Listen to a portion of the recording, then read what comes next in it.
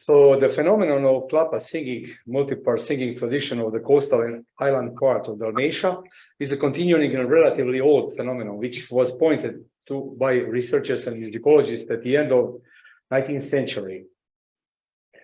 If one could select a single music-making phenomenon as being the most representative of the Mediterranean as far as Croats are concerned, it would be definitely the phenomenon of klapa singing, a coming together of traditional and popular with a positive tendency of spreading outside the imagined borders of Mediterranean.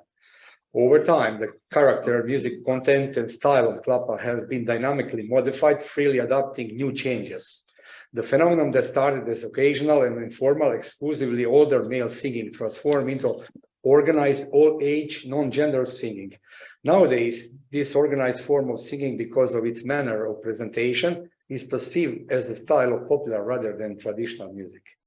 Multi-part singing and a cappella homophonic singing are the main features of traditional klapa singing. Organized klapa singing defines also as an exclusively a cappella performance, traces its organized beginnings to the founding of the Festival of Dalmatian Klapa in Omiš in 1967. During the first decade of the festival's existence, the term klapa singing was defined, and the terminology klapa singing, klapa song was officially accepted.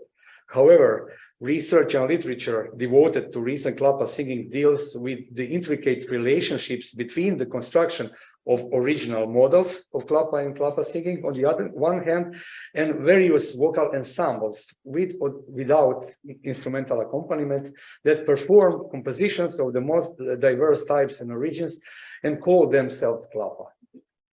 In this case, terminology is a crucial factor in recognizing and determining belonging to the musical genre. And this is the place where recording industry helps us to understand more deeply the beginnings of organized Dalmatian versus klapa singing. Jerko Bezic was the first one to perceive notable differences between Dalmatian klapa songs and Dalmatian urban songs. The later type embodies an extensive and more diverse repertoire than Dalmatian klapa songs. Dalmatian urban songs could be performed by a variety of organized as well as spontaneous singing groups and individuals with or without instrumental accompaniment. Difficulties in definitions always leave room for a question: is a Dalmatian urban song folk or entertainment or some other practice? It is oral, anonymous, or author's music. Does a Dalmatian klapa song exist outside the klapa performance, and how does those songs change with changes in practice? In earlier work, Bezic defines Dalmatian folk urban songs as folklore music that is freely and spontaneously accepted, performed, and passed on. And the special term klapa song is valid only for those songs performed by klapa. What would be exactly the characteristic of Dalmatian song?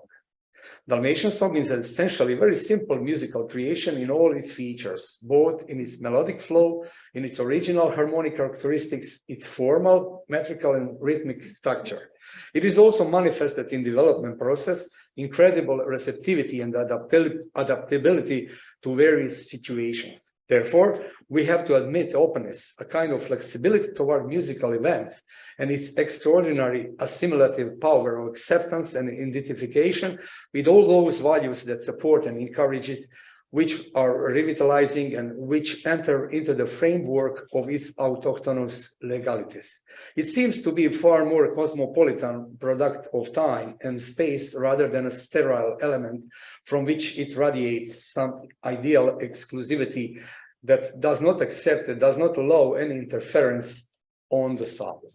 It is rather a quality feature than a deficiency. The fact says that all the musical events of this region have grown to a quality that finally resulted in a certain type of song, with time called the Dalmatian song. Today, most of Dalmatian songs are based on pop festival songs and all popular hits. On the other hand, organized klapa movement has its own features, but it is in fact that the beginning of organized klapa singing is closely related to the exceptional popularity of the repertoire of Dalmatian songs. The whole klapa movement was created as response to the popular repertoire of Dalmatian songs, as labeled by the record label Jugoton on their release. The song that in the second part of the 20th century had great impact on the Yugoslav popular music scene. In times of mass and accelerated production of popular music, the influence of discursive strategies need a name for a musical genre so that it can be presented as a product. In this case, the term Dalmatian songs is a clever compromise that positively associates the listeners with the presented repertoire. Thanks to the new media, already in the first half of the last century, the Dalmatian songs began to gain a wide audience. It was definitely the sound of the Yugoslav post-war period. From the very beginning, Jugoton started releasing Dalmatian songs. So this was the first Dalmatian songs released by Jugoton, Ti tvoji zubići.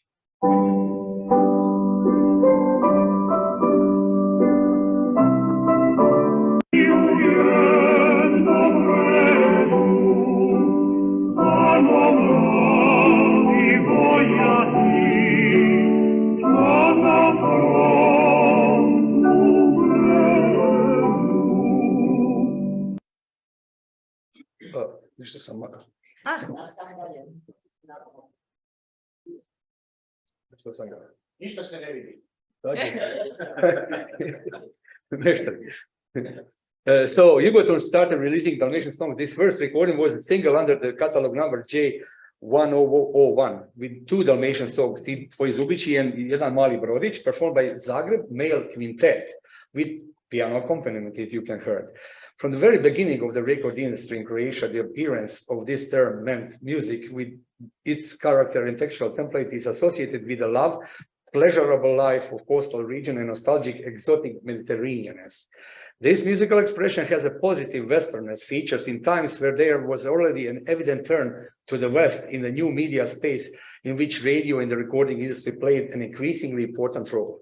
Since 1952, Radio Zagreb has been especially responsible for the promotion of Dalmatian songs. The musical tradition that was adopted, that was shaped by the wider population of the coastal and island Dalmatian cities and towns fits into the newer layers of the wider area of the European Mediterranean folk music with their cantabile melodies, emphasized sentiment and other chordal polyphony. The tunes gained a large number of loyal listeners and enthusiastic performers. Will be written by Jerko Bezic on the cover of one of the numerous Dalmatian after-lived LPs records from the 1960s. With the marginalization of popular music in the Socialist Federation after the war, that was discarded as an understandable creation of the petty bourgeois, space was open for its replacement. An ideologically accepted folk music song accompanied with simple dance elements. The starting instrumental feature was usually a mandolin or guitar quartet, which at the end of the 1950s and later in the 60s evolved in a real orchestra filled with guitar, accordion, double bass, often clarinet, and finally discrete drums. Neither one of the ensemble was called klapa. They named them an entertainment ensemble. The answer for the popularity could also be found in the cult of Adriatic, which went hand in hand with the socio-politically desirable message that the sea is now available to everyone. Every working man has an equal right to enjoy it. It sounded like a slogan, but it was more or less correct. The sea was a place to go, available to everyone, all workers from the federal society. Traditional music for other parts of the former state could not widespread as effectively as Dalmatian melodic singing in terza. It became a souvenir cherished by everyone as a reminder of the most awaited time of the year and its carefree and romantic components, the sea, the moonlight, and serenade. This does not have to be anything unusual in times of conducted brotherhood unity, where in discography production, Macedonian songs, Old Town songs, Bosnian Sedalinka, Serbian Kolo music, or Slovenian polka enjoyed the same treatment. Popularity of Dalmatian songs inspired the artists from other parts of federal country to include these songs on their repertoire. So, for example, Mile Bogdanović, the doyen of Serbian entertainment music, stated in an interview that in the 1970s he enjoyed wide popularity thanks to the Dalmatian songs that he concluded were the biggest Yugoslav hits after the end of the Second War. The male choir of Slovenian Philharmonic Orchestra chooses the Dalmatian standard Plovi Barko for their early Jugoton single in 1955. The famous Belgrade entertainment trio Jovanović, Čukić, Tomljanović signed in 1957 a contract with Jugoton to record Mexican and Dalmatian songs. as well as duet Đorđević-Vasiljević with the guitar quartet of composer Velimir Vasiljević, will publish in summer of '59 a series of 8 songs from Dalmatia. And this sounds like this. They're great guys. Poslije rata Vasiljević je bio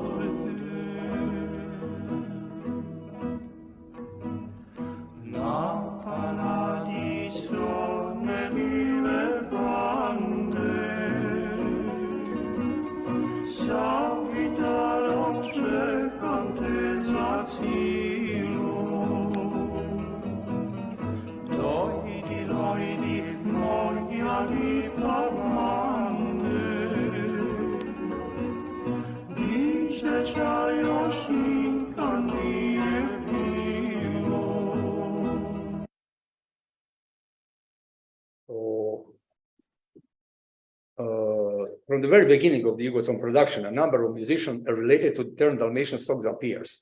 The performers whose recordings in the discographic jargon were called tourist records emphasize the attraction of the target audience, domestic and foreign seasonal guests.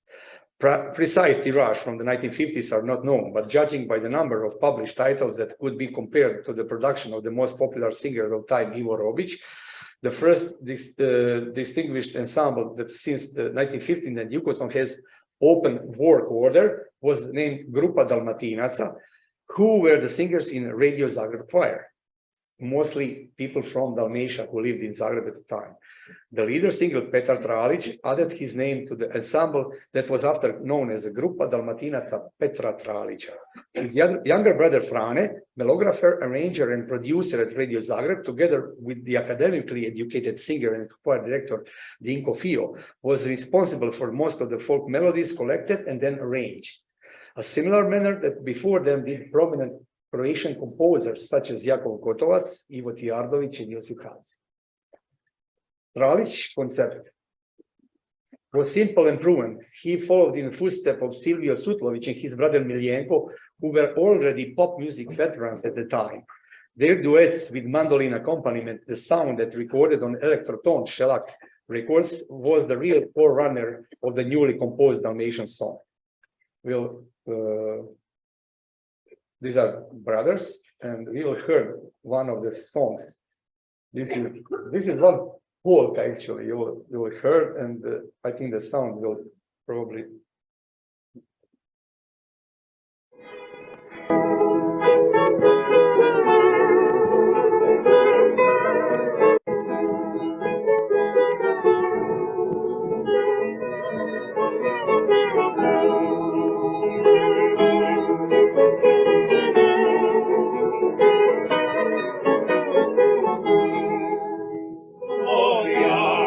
Majka spavati, tvoja će majka spavati, tvoja će majka spavati, ja ću te dušo ljubiti. Similar to their success formula, numerous early recordings of Grupa Dalmatinaca were presented as duets, which were performed by with each other. Silvio Miljenko, Boris Nikolić, Nikola Kordić, and Petar Tralić himself. The great tenor Nikolić was most often in the role of soloist. Just like the Sutlovići brothers years earlier, the Grupa Dalmatinaca persisted in performances with instruments. At the point, during 1955, the Dalmatian song concept was joined with such a gifted and educated vocalists Vilma Isler and Anica Zubović, achieving a number of notable duets and mixed performances. In the beginning, the few outer songs came mostly from the circle of closest associates, Nikola Kordić, Silvije Sutlović, Mario Nardelli, and Vjekoslav Knežević. While the first two were the singers of the Grupa Dalmatinaca, Nardelli, the guitar player, Knežević as a little-known singer-songwriter from Rijeka. Perhaps he came closest to the ideal of folk composer with compositions such as Piši mi mati, da mi je proći kontradom, and Ja sam mladi Dalmatinac. Finally, in the autumn of 1958, another excellent Dalmatian ensemble appeared, Ensemble Dalmatia, a star-studded lineup that led by an excellent trained singer with the authority of choir conductor Sergei Rainis, leader of the Zagreb vocal quintet and male choir of the Radio Zagreb, actually emerged from the routine very Grupa Dalmatinaca Petra Tralića. This is normal in the instrumentalist world, not just switch, just change the flag. With its exceptional vocal range, the ensemble will turn into a top performer during the 1960s. Albums will sell in tens of thousands of copies at a time when the record industry is just announcing the long play record as a new profitable format, often performing in a country and abroad that took the title champion of Dalmatian vocal expression. While Grupa Dalmatinaca Petra Tralića had a pioneering task in the artistic and market shaping of Dalmatian songs and corresponding heavily composed hits, Ensemble Dalmatia with Rainis, and then from 1963 with Mario Nadelli, raising the criteria. They were destined to achieve a panorama of sound difficult to reach even for today's master singers with their rich and powerful voice volume, now supported by the new hi-fi stereo technology. In the 1960s and 70s, sharing the growing variety in discography market, both ensembles republished most of their early works, but they left us a legacy of sound catalog without which the development of klapa singing and Dalmatian popular songs at all was unimaginable. It should be emphasized that their master recordings do not lie exclusively on the shelves of the Jugoton, presently Croatia Records music library.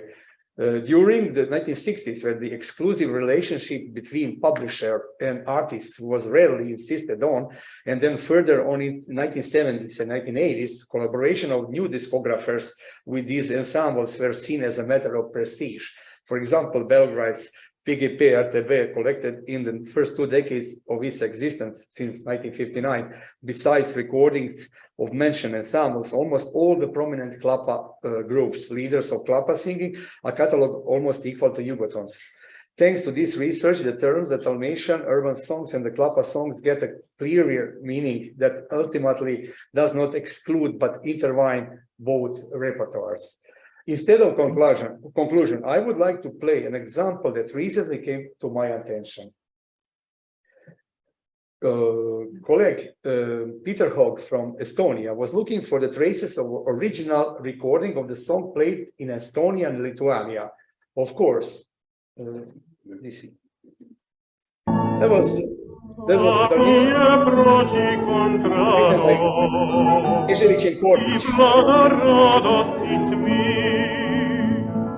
Da mi se srce sa tobom I gleda svi.